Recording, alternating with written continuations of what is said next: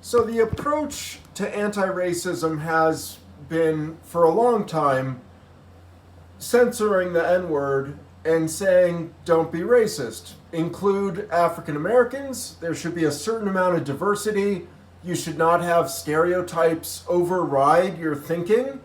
And, beautiful, wonderful black people like Denzel Washington or Will Smith are not to be shunned just because of their skin color. Black people should be in our schools and in our universities and at work, and they should be allowed at the lunch counter.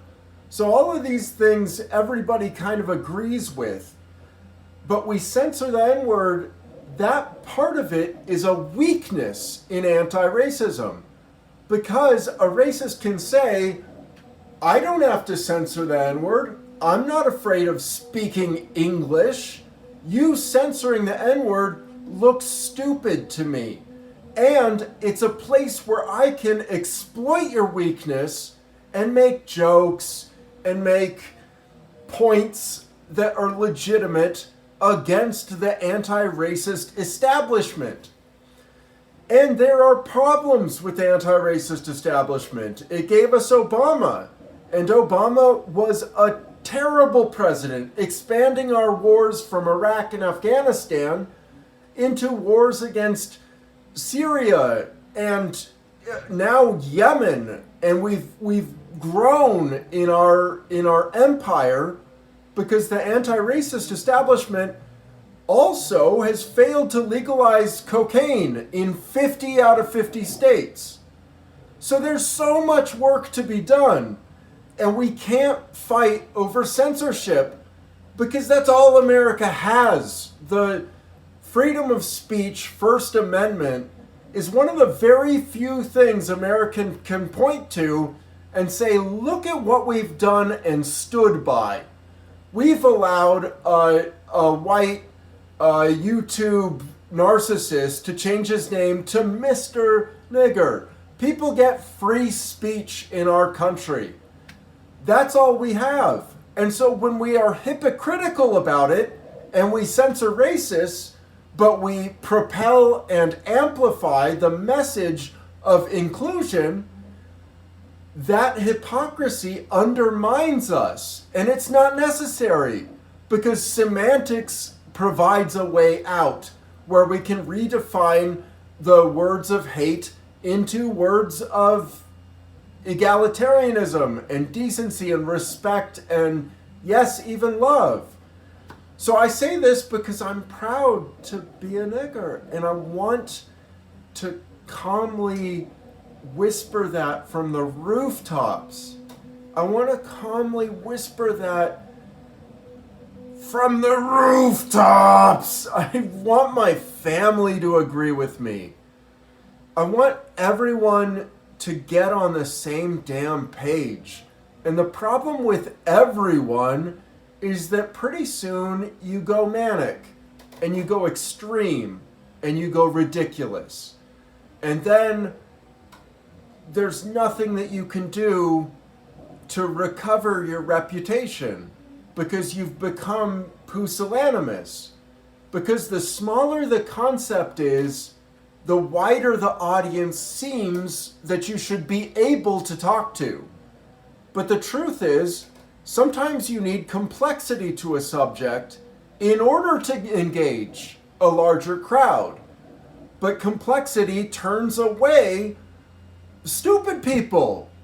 And that's a problem with niggeritarianism because there's jargon that goes with it. Beniniger, Maliniger, N-word rights, N-word phobia, onomatophobia, the N-word as a root in the language or a suffix or a prefix, the idea that niggerometry is a waste of time where you count the number of N-words as you enforce your taboo and you count them in order to shame the N-word sayer.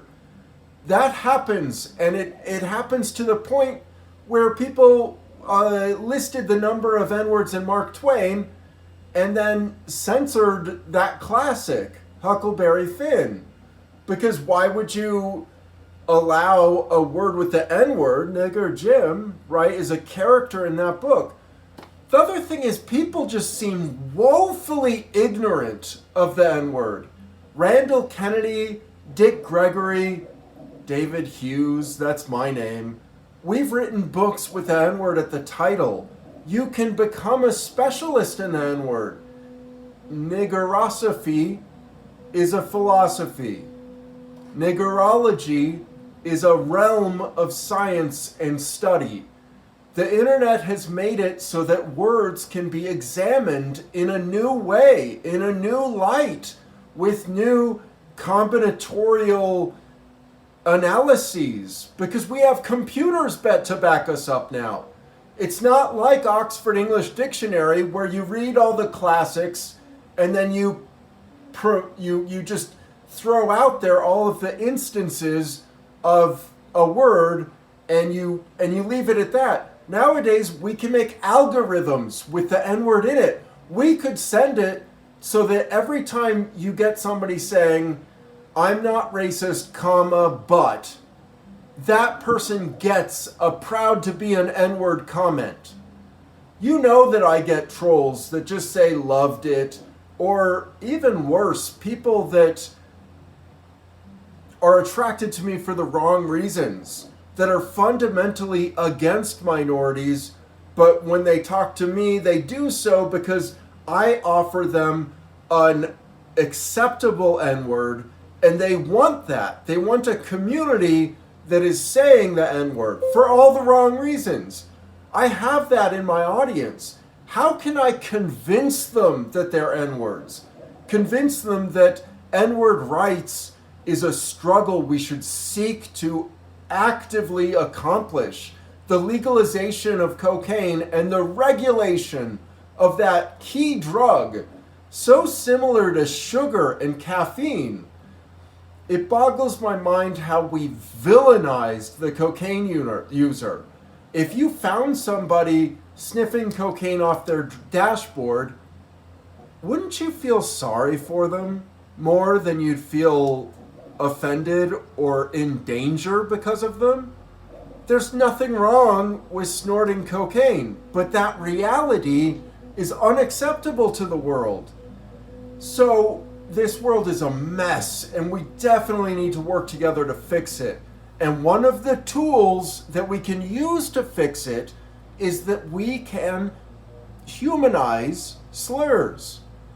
And humanizing the N-word creates niggering, which you can do to the homophobic F word and the ableist R word and the sanist C word, crazy, which is deeply offensive because it has to do with rejection and mental health. Everybody has a mental health continuum that they move through in their life. Some people bottom out with mental illness that's profound.